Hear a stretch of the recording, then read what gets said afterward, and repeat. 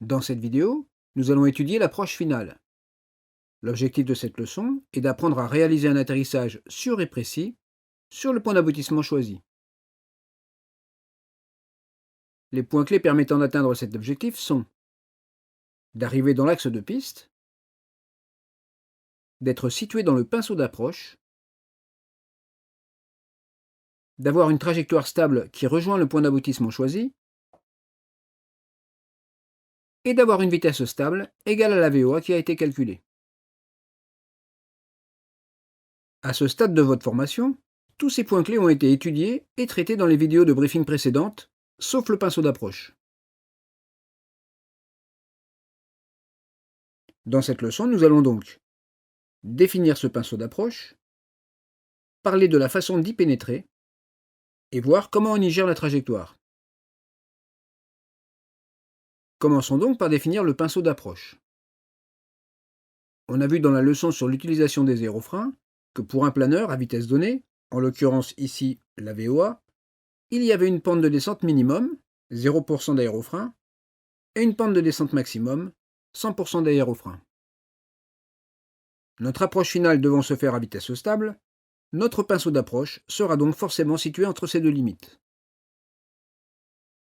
Comme il n'est pas souhaitable de faire une finale avec les aérofreins rentrés ou totalement sortis, on définit le pinceau d'approche comme étant l'espace situé entre ces deux valeurs maximales, tout en gardant des marges raisonnables pour ne pas être tangent avec les limites.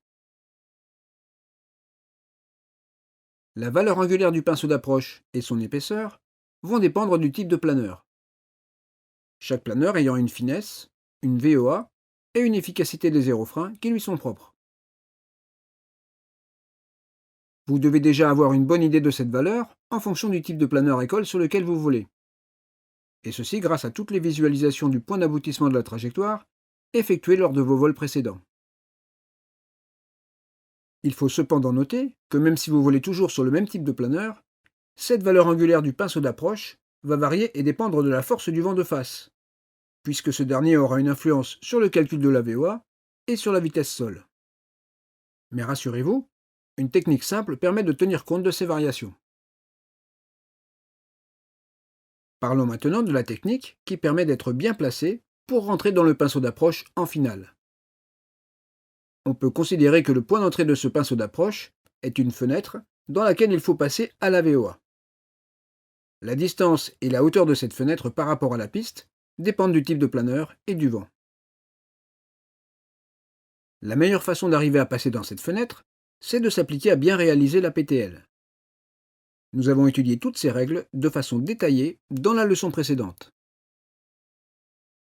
Comme on l'a vu, l'objectif de la PTL est d'amener le planeur en début de finale à la bonne vitesse, à la bonne hauteur et à la bonne distance du point d'aboutissement choisi.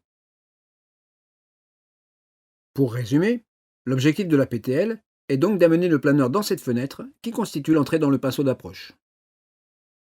C'est donc bien dans la réalisation de la PTL que se joue la réussite du passage dans cette fenêtre. En particulier, le bon positionnement du point de construction pour tenir compte de la valeur du vent de face en finale est très important. C'est cette technique qui va gérer le problème de la valeur angulaire du pinceau d'approche et qui nous fera arriver à une distance adaptée au vent en début de finale. Une PTL parfaitement réalisée est donc supposée nous amener dans la fenêtre d'entrée du pinceau d'approche, à la VOA, avec les aérofreins sortis à demi-efficacité. Cette fenêtre offre une certaine tolérance de hauteur pour rentrer dans le pinceau d'approche. Il suffit donc seulement d'arriver dans l'axe de piste quelque part dans cette fenêtre, et à la bonne vitesse, pour être en capacité de réussir son approche finale. Puisqu'une arrivée correcte dans le pinceau d'approche dépend de la PTL, et que cela a déjà été étudié, concentrons-nous maintenant sur la façon de gérer cette approche finale, afin d'avoir une trajectoire stable qui nous fera arriver sur le point d'aboutissement qui a été choisi.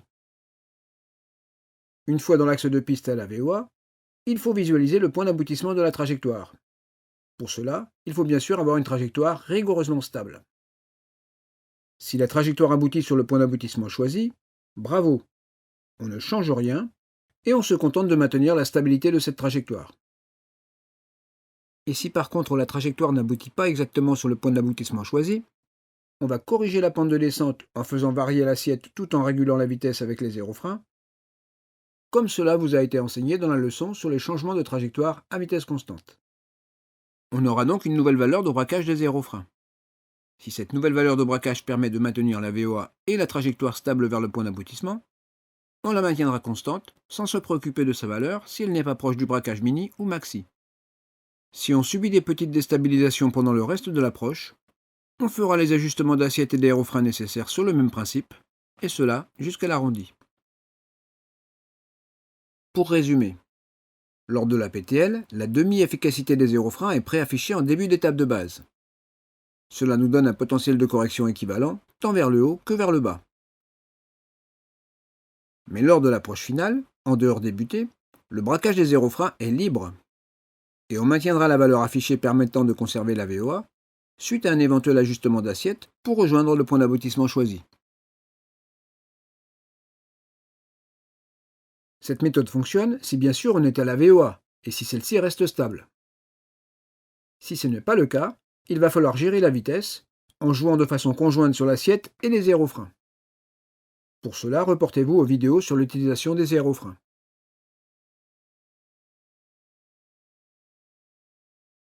Voyons maintenant les mesures de sauvegarde si on n'est pas dans le pinceau d'approche ou si on en sort. Si la tenue de la VOA nous oblige à avoir les aérofreins presque totalement sortis, c'est que la trajectoire déborde dans la marge au-dessus du pinceau d'approche.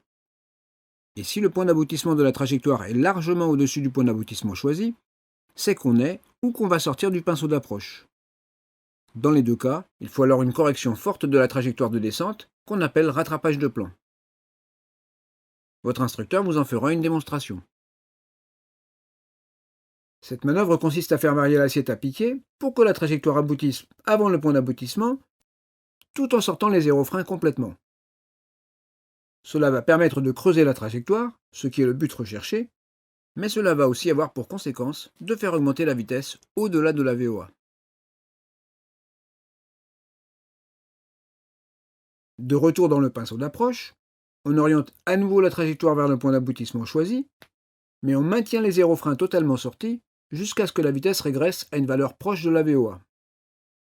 On ajuste ensuite le braquage des aérofreins pour maintenir la VOA. Si l'augmentation de vitesse induite par cette manœuvre ne peut être complètement résorbée avant l'arrondi, il faudra s'attendre à un atterrissage long et gérer la trajectoire en conséquence. Si au contraire la tenue de la VOA nous oblige à avoir les aérofreins presque totalement rentrés, c'est que la trajectoire déborde dans la marge inférieure sous le pinceau d'approche. Il faut alors totalement rentrer les aérofreins et surveiller la vitesse pour qu'elle ne passe surtout pas en dessous de la VOA. Si cette manœuvre permet de revenir dans le pinceau d'approche, dès que c'est le cas, on rétablit la trajectoire vers le point d'aboutissement et on ajuste les aérofreins pour conserver la VOA. Si on est vraiment trop bas et que cette manœuvre ne permet pas le retour dans le pinceau d'approche, il faut conserver la VOA pour la sécurité et essayer d'atterrir sur une surface dégagée.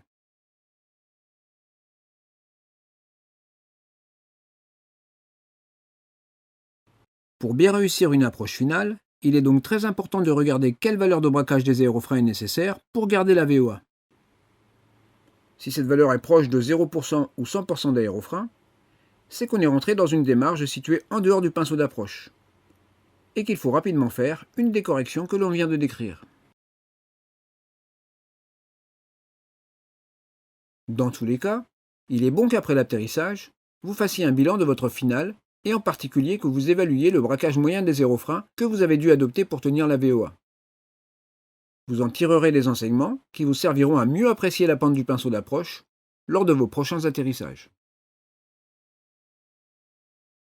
Pour terminer, revoyons les points clés de cette vidéo sur l'approche finale. Il n'y en a que deux. Le premier est que la réussite d'une approche finale se joue dans la précision de la PTL. C'est la stricte application des règles de réalisation de cette PTL qui va nous permettre d'arriver dans la fenêtre du pinceau d'approche et de nous donner toutes les chances de réussir un bel atterrissage. Le second est qu'une fois dans le pinceau d'approche, il faut faire les éventuelles corrections d'assiette nécessaires pour orienter et maintenir la trajectoire vers le point d'aboutissement choisi, et réguler la vitesse avec les aérofreins sans se préoccuper de la valeur du braquage. sauf s'il est proche des valeurs maximales ou minimales. On fera les ajustements nécessaires jusqu'à l'arrondi.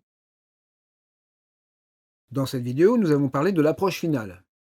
Dans la prochaine vidéo, nous verrons l'atterrissage et le roulement.